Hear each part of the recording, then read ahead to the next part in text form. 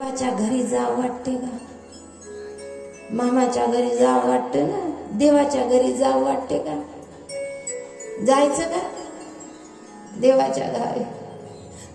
देवाच्या गावाला जाय म्हणले वैकुंठवासी होते, कैलासवासी ते आतीच मग काहीतरी आता खूप अंग पाय दुखतय, अंग क्षीण झालंय, आधी व्याधी शरीराला झालाय, आता फार त्रास होतो. मग म्हणते देव कधी नेते का? आलत नाही गिरे, कधी नेते तुमचा देव आम्हाला? नेऊनच नाही राहिला. म्हणलं गर्दी आहे तिथं, जरा मोकळं झाल्यावर नेईल ना. कोण राहिलं इथं? जायचं तर आहे मागे ना पुढे, कधी ना कधी तर जायचंच आहे. जावंच लागतं, जायचं आहे, प्रत्येकाला जायचं आहे. आलं त्याला जावंच लागतं. पहा, देव आमच्याकडे यावं ही इच्छा आहे, पण देवाच्या घरी जायची इच्छा नाही. जा म्हणते, खरंच मनातून सांगा बरं. देवाच्या घरी जाव असं वाटत नाही का? देवाच्या घरी जाणं म्हणजे मरण. आणि मराव कोणाला वाटते? देव यावा असं, देव यावा अशी इच्छा असते, पण देवाच्या घरी जाव अशी इच्छा नाही, कुणाचीच नाही. बार कुणाला जाव असं वाटत नाही. पहा ना, जनाबाई महाराजच्या घरी रोज देव यायचा, रोज यायचा, रोज यायचा महाराज. आणि मग काय, जनाबाईची जी कामं करायची ते कामं करायला लागायचं. सगळं सोडून दिलेलं होतं, माता पिता घरदार नाती संबंध, फक्त एकालाच धरलं होतं. कोणाला?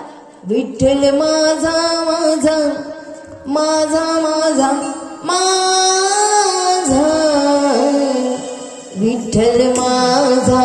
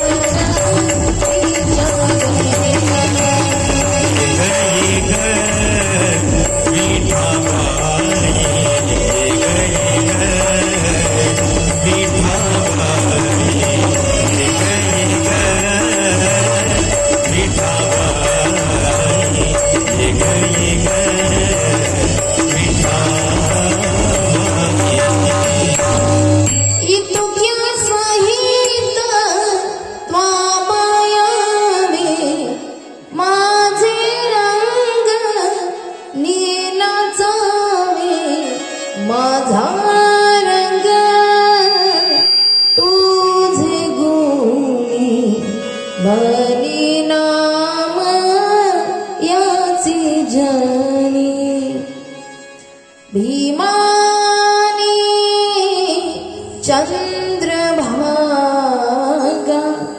तुझे चरणीच्या गंगा देवानी धाव घ्यावे महाराज जनाबाईकडे थेट या जनाबाई महाराज आता त्यावेळेला काही